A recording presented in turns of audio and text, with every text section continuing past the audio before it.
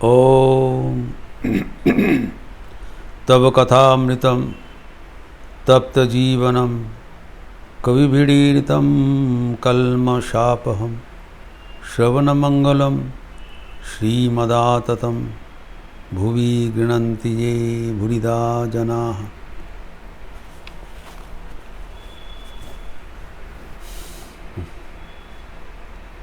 श्री रामकृष्ण भक्त मंडली के साथ बैठे हुए हमारे आध्यात्मिक जीवन के लिए एक निगूढ़ संदेश दे रहे हैं।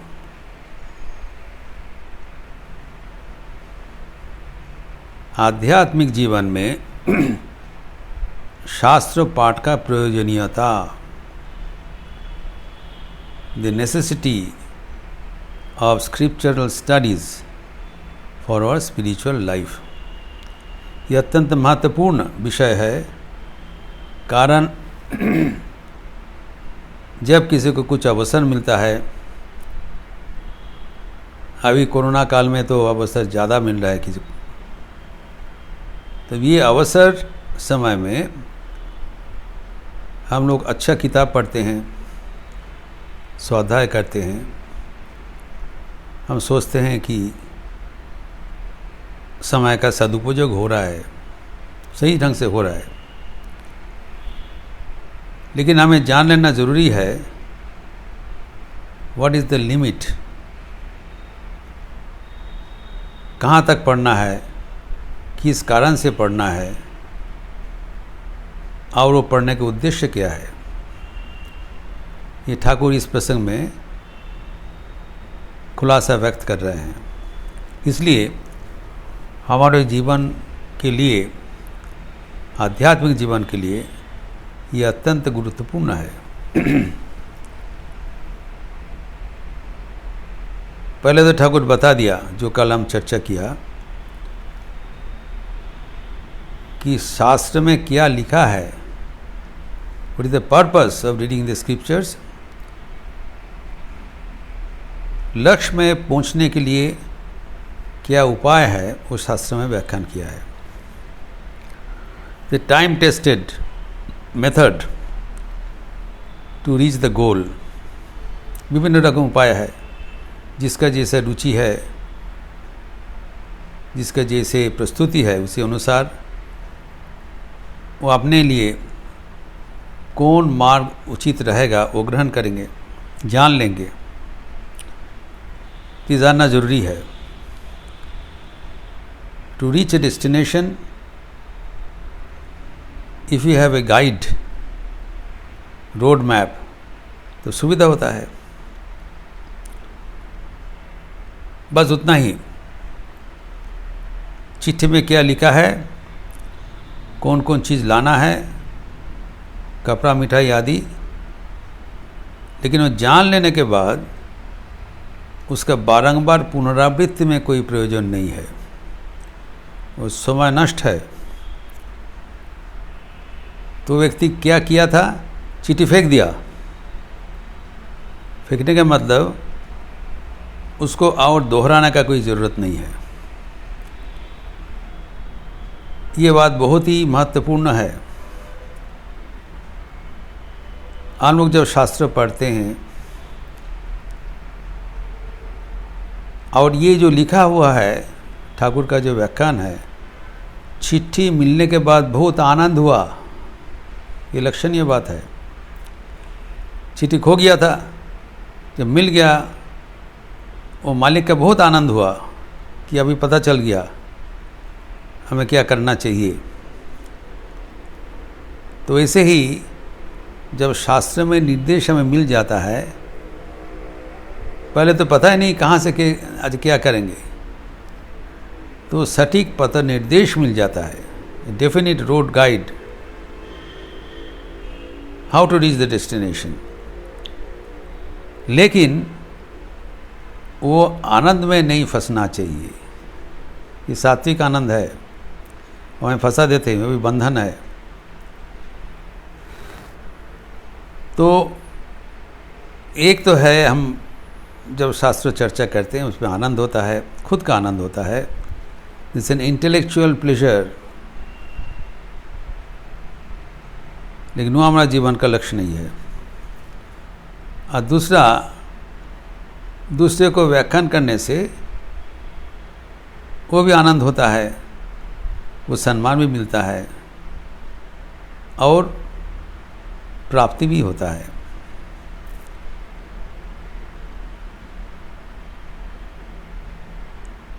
इससे दूर रहना चाहिए, क्योंकि ये हमारे लक्ष्य में पहुंचने के लिए प्रतिबंधक है, इट्स एन इम्पेडिमेंट। विवेक चूड़ामणि ग्रंथ में शंकराचार्य इसका उल्लेख किए हैं। विवेक चूड़ामणि आकर प्रकरण ग्रंथ है, वर्ष नंबर 58, 98वां श्लोक में कहा गया है, बाग बैखरी शब्द झरी शास्त्र व्याख्यान कौशलम वैदुष्यम विदुषाम तद्वत् भुक्तये न तो मुक्तये। बहुत ही महत्वपूर्ण श्लोक है। बाग बैखरी मतलब शास्त्र वाक्य में अभिज्ञता, शास्त्र पाठ में, शास्त्र व्याख्यान में अभिज्ञता, सबको सुनाने का उनका सामर्थ्य, उच्चारण से शास्त्र व्याख्यान करना, शास्त्र सुनाना, उच्च कंठ में सबको बताना, एवं शब्द झरी शब्द विन्यास का चातुर्य, कौशल, अलंकार, जो शब्द का चयन, उसमें पारदर्शिता,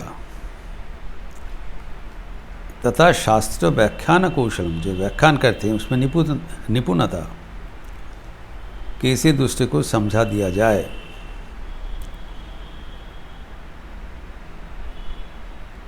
चिट्ठी में क्या लिखा है वो सबको समझाने का जो पारदर्शिता, शास्त्र व्याख्यान कौशल, अल्प शब्द में जो गहराई, जो विषय है उसको व्याख्यान करना,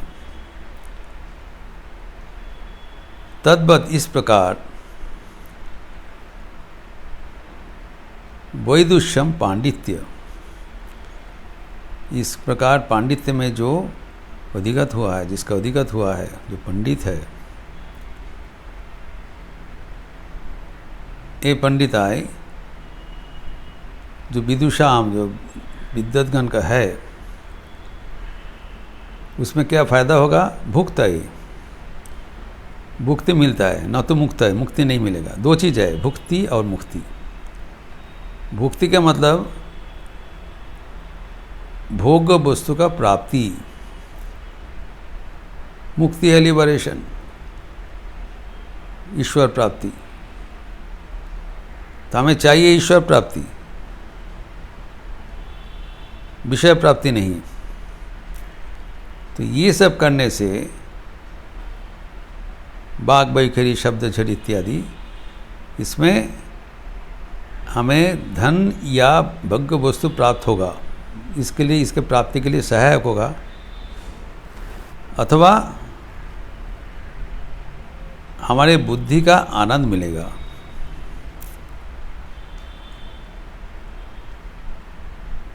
इंटेलेक्चुअल प्लेजर, सेटिस्फैक्शन, लेकिन मुक्ति नहीं मिलेगा। ये जो शब्द कहा है बैखरी, इसे टेक्निकल वर्ड शंकराचार्य से किया है। जो बाग जो है, हमारा जो शब्द है, वागींद्रिय है,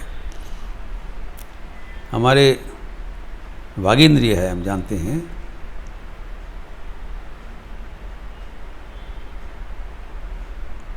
तो वागींद्रिय ये हमारा कर्मेंद्रिय है। वाक पानी पादोपाय उपस्थित पंच कर्मेंद्रिय है, अचक्षु कर्ण आदि पंच ज्ञानेन्द्रिय है। तो वाक का उत्पत्ति कहाँ से होता है? ये जो शब्द का उत्पत्ति कहाँ से होता है? हमारे मूलाधार से, कुंडलिनी शक्ति का जहाँ बेस है, the base of the spine, रीढ़ का हड्डी का नीचे का शेष प्रांत में जो मूलाधार केंद्र है, चक्र है, वहाँ से शब्द उत्पत्ति है। उसके 4 विभाग है, परा, पश्यन्ति, मध्यमा, बैखरी। तो कुंडलिनी से जो शब्द निर्गत होता है उसको सुनाई नहीं पड़ता है, वो बहुत सूक्ष्म है, उसको परा कहलाता है। उसके ऊपर में जो नाभि केंद्र से उत्पन्न होता है वो पश्यन्ति है, पश्यन्ति वाक है।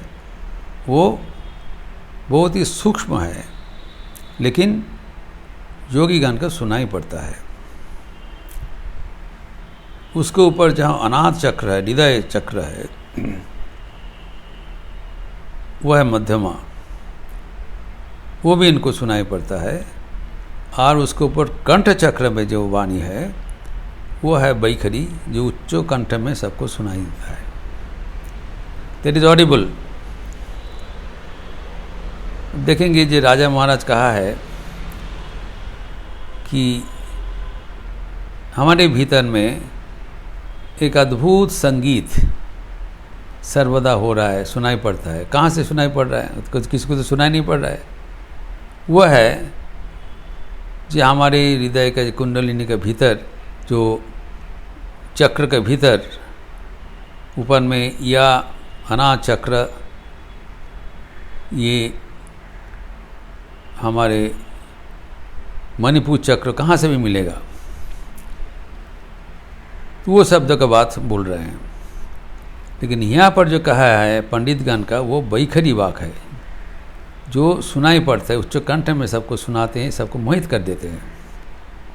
प्रदर्शित है, शब्द जाल का विन्यास है। It is very pleasant to hear and it enables us to earn credit, appreciation and remuneration in various ways, but fails to take us to the goal. ये सावधानता अवलंबन करना चाहिए। ठाकुर कहते हैं ये पंडितगण का जो विद्यत्वा का प्रकाश, वो हमारे आध्यात्मिक जीवन के लिए लाभदायी नहीं होगी। तो ठाकुर कहते पंडितगण को क्या होता है, बहुत लंबा चौड़ा बात करते हैं, सबको मोहित कर देते हैं, लेकिन इसका मन है कामिनी कांचन में। अगर शास्त्र का वाणी, शास्त्र वाणी का क्या कहा गया इसमें,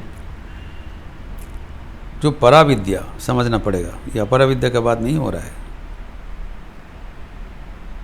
जो ज्ञान का बारे में कहा जाता है वो ज्ञान है ईश्वर प्राप्ति के उपाय, उसी को हम शास्त्र कहलाते हैं। जो शास्त्र अपरा विद्या है वो तो प्राथमिक शिक्षा है, जो कि one of the preliminary wings. लेकिन आगे किया है पराविद्या, जया तद ब्रह्मवदिगम्यति, ब्रह्म विद्या। इसमें 2 विभाग है, हम जानते हैं, ज्ञान और विज्ञान। जो भगवत गीता में है ज्ञान विज्ञान है। जो ज्ञान विज्ञान में फ़र्क क्या है, शास्त्रार्थ ज्ञानम ज्ञानम, शास्त्र में जो अर्थ लिखा हुआ है उसको अधिगत करना, उसको व्याख्यान करने का कौशल ज्ञान है। ये भी ज़रूरी है, लेकिन चिट्ठी पढ़ना भी ज़रूरी है। जानकारी क्या होगा, कैसे होगा, कहाँ जाना है, लेकिन तत् स्व अनुभवकरणम विज्ञानम, पढ़ने के बाद उसके जीवन में अपनाना चाहिए। चिट्ठी पढ़ने के बाद चिट्ठी के अनुसार हमें कर्म करना चाहिए ताकि जीवन में उसको कार्यकारी हो जाए। गाइड मैप जानने के बाद हमको चलना चाहिए, चलकर लक्ष्य में पहुंचना पड़ेगा। जो हम स्तव पढ़ रहे हैं, उस स्तव पढ़ने का उद्देश्य है भगवान को प्राप्त करना। एक संगीत में रविंद्रनाथ ठाकुर कह रहे हैं, स्तवेर बाणीर आड़ाल टानी तुम्हारे ढाकी, तुम्हार पूजार छले तुम्हारे भूले ही थकी। हम सोच रहे हैं पूजा कर रहे हैं, भगवान का आराधना कर रहे हैं, लेकिन ख्याल नहीं है जो स्तव पाठ कर रहे हैं, उस स्तव का वाणी में हमारा मन अटक गया और वो आपको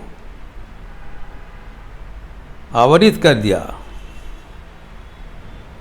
भगवान को हमसे दूर कर दिया। स्तव हमारे लिए एक इम्पेडिमेंट हो गया, प्रतिबंधक हो गया। स्तव के माध्यम से हमें भगवान के पास पहुंचना चाहिए था। हमारा शूरगुली पाए चौरण हमें पाइने तुम्हारे। तो हमारा जो संगीत है, हमारा स्तव है, भगवान के पास पहुंचने का माध्यम है, याद रखना चाहिए।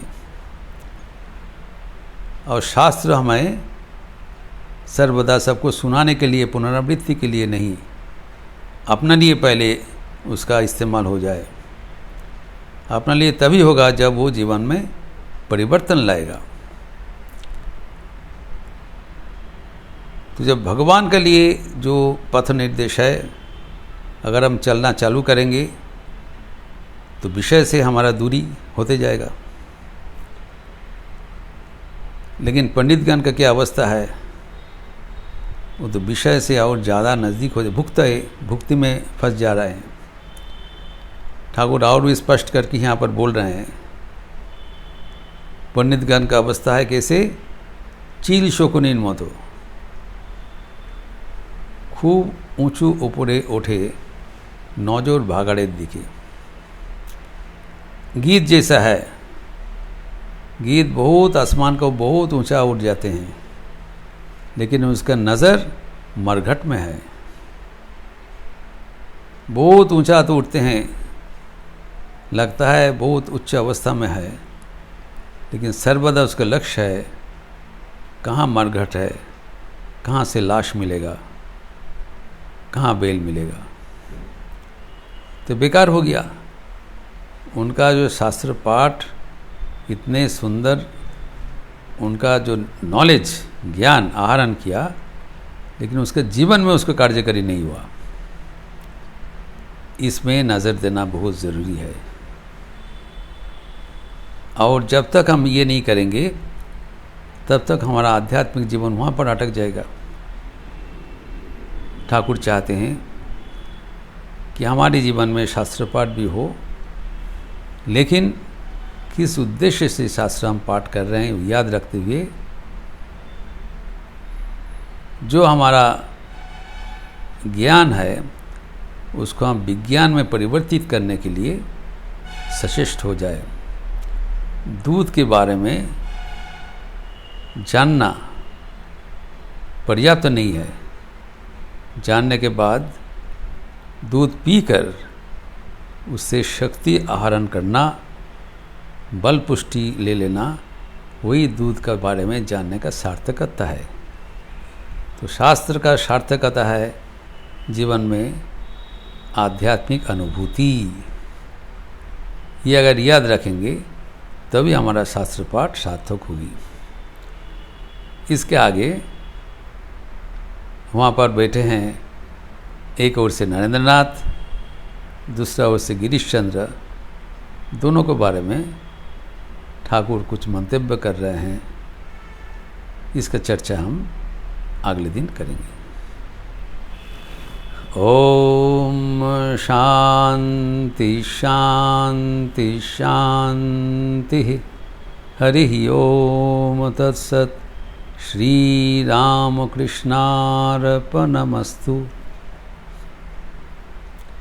आज एक पावन तिथि है, विश्वकर्मा पूजा। हमारे अस्पताल में लखनऊ में विश्वकर्मा पूजा वर्कशॉप में अनुष्ठित होता है। इसका जो अनुष्ठान लिपि हम सबको भेज दिया है, 8:30 से शुरू होगा और उसका कुछ अंश हम लोग रिकॉर्ड करके भी दिखाएंगे। और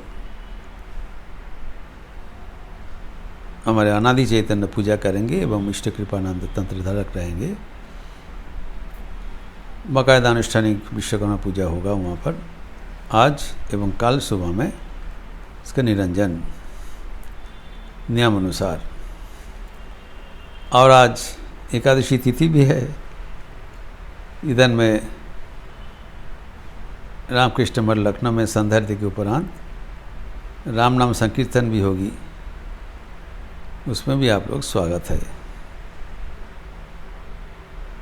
आज एक पावन तिथि में विश्वकर्मा पूजा की हार्दिक बधाई सबको मैं ज्ञापन कर रहा हूँ। अच्छे रहिए, स्वस्थ रहिए, आनंद में रहिए। नमस्कार।